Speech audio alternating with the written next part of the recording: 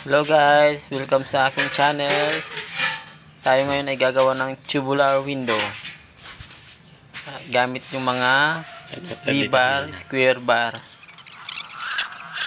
Yan guys, una guys, sukatin mo na guys yung haba guys, kung gaano kahaba. Saka mo siya kunin yung angle niya guys, yung square pa square na sukat. Gumamit ka ng eskwala guys para makuha mo yung angle niya guys.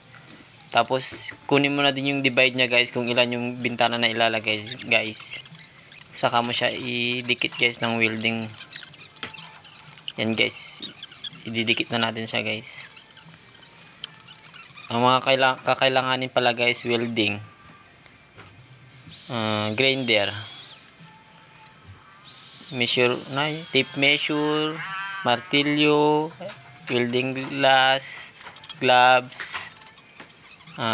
welding rod at iba pa guys.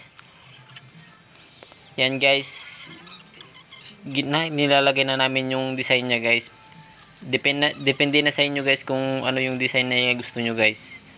Yung design pala niyan guys cross yung magiging design nya guys.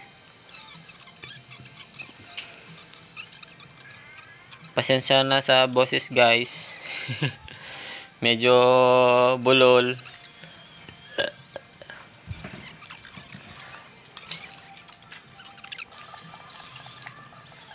Yan guys, nilalagay na namin yung design. Bali, pumutol ako ng maliliit na bakal guys para isa-isa natin ilagay.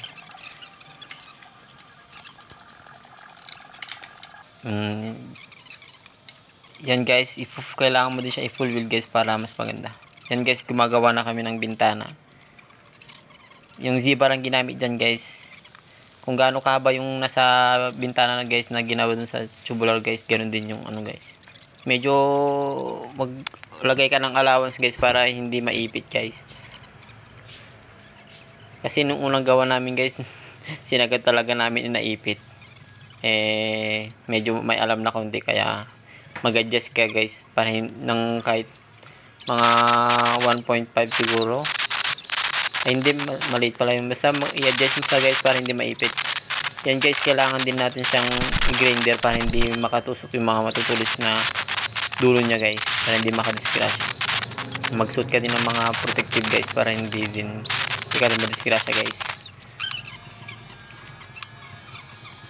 Pagkatapos nyan guys, kailangan ilalagay na natin siya guys dun sa nagawang tubular guys na bintana. Tapos ilalagay natin yung basagira guys. Tapos testingin mo na din guys kung bubukas guys.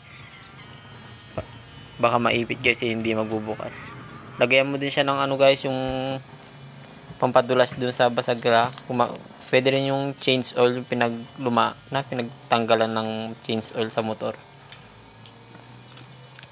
Yun pala yung ginamit namin guys para madulas yung pagbukas sa bintana.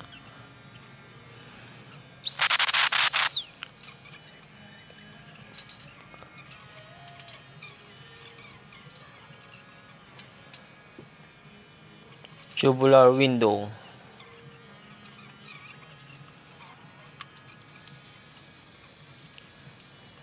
Pasensya na sa boses guys. Please like and subscribe pala guys para ma-notify ka sa aking channel guys sa mga susunod na videos.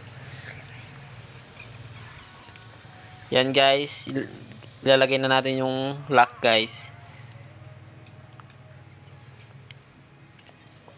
Gumamit ka ng guys, yung flat bar. Katin mo siya ng maliliit guys para dun sa kanyang lock guys. Ilalagay natin sa gitna ng tubular guys. Medyo malayo guys, wala kasing maghahawak sa video.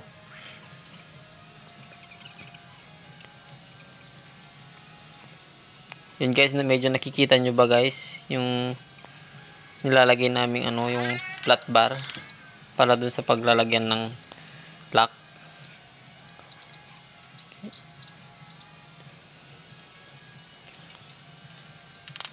Yung guys, yung bintana guys, binubuksan ko para guys.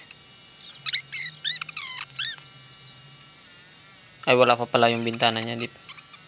Ay, meron na pala. Yan guys, nakikita nyo na may flat bar. Yan guys yung tapos na guys. Tapos pinturahan mo na lang siya ng primer guys o yung black ganun guys.